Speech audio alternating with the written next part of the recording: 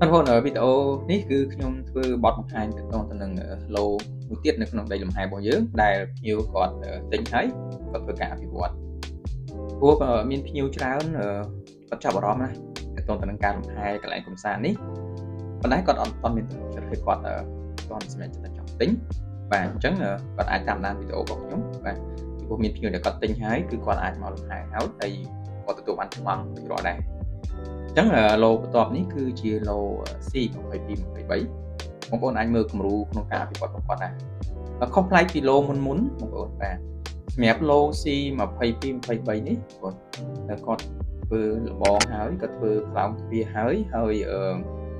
នៅក្នុងដីរបស់គាត់គឺស្វូតំណាំបាទគឺបែបធម្មជាតិតែម្ដងបាទគាត់មានតែកញ្ចក់មួយទេហើយ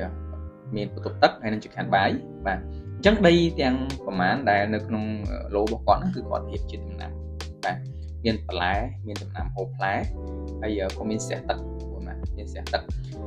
បញ្ជាក់តែពិតកម្រងរបស់យើងនេះគឺយើងមានទឹកស្អាតជូនគាត់ហើយបាទប៉ុន្តែគាត់មានស្រះទឹកនេះគឺមានន័យថាគាត់អាចចិញ្ចឹមត្រីបានគាត់អាចយកទឹកហ្នឹងទៅស្រោចដំណាំបានបាទហើយមួយទៀតគឺជាសុខភាពនៅក្នុងគម្រោងដីឡូរបស់គាត់ដែរហើយទីតាំងរបស់គាត់នេះគឺល្អខ្លាំងដោយសារតែមានភ្នំនៅពីខាងក្រោយហើយខាងមុខគឺជាប់នឹងផ្លូវក្នុងគម្រោងយើង14ម៉ែត្រ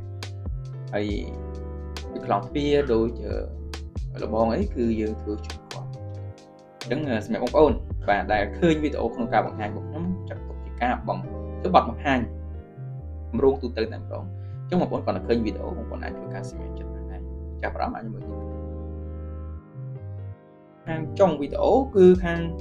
ខ្ញុំនឹងដាក់បង្ហាញប្លង់ master plan ហើយបាទ